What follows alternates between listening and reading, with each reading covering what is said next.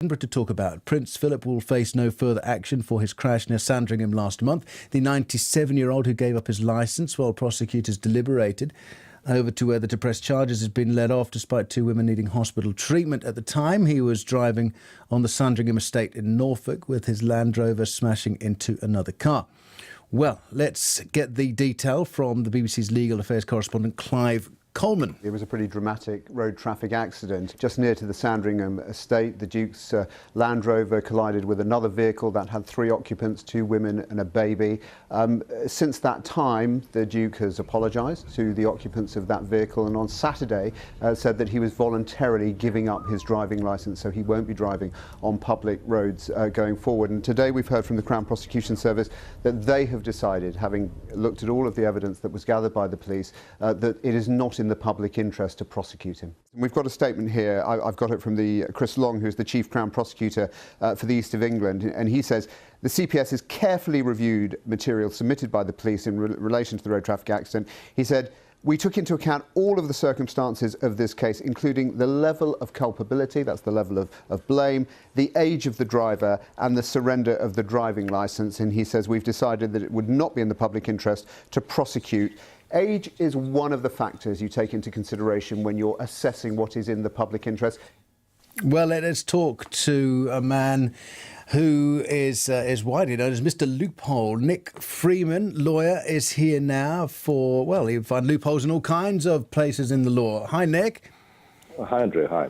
Thank you for coming on. And I wonder then, listening to Clive there, our legal affairs correspondent, if the person the driver, say, was 19 years old and driving a souped-up Citroen Saxo or whatever they drive, then might the story be a bit different?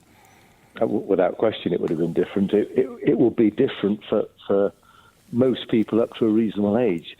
If the 19-year-old, however, had said, "Look, I accept it was entirely my fault. I'm really sorry, and I'm never going to drive again on a public road. I'm surrendering my licence," then the Crown Prosecution Service would also have to consider, is it in the public interest to pursue this prosecution? Because what are they actually going to achieve? You're going to spend taxpayers' money, and you're going to be prosecuting somebody who's already agreed, "I'm not driving again," so an endorsement and a disqualification is a complete waste of time.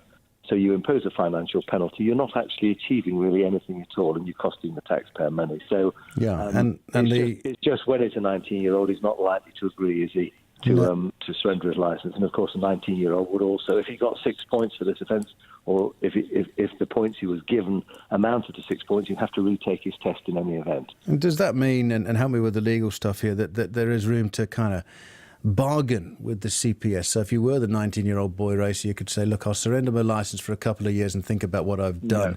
No. And would you... No, that doesn't happen? No, that certainly doesn't work. No, if it was a lifetime surrender, then that will be a completely different proposition. And I've never encountered a 19-year-old or anybody approaching any sort of age.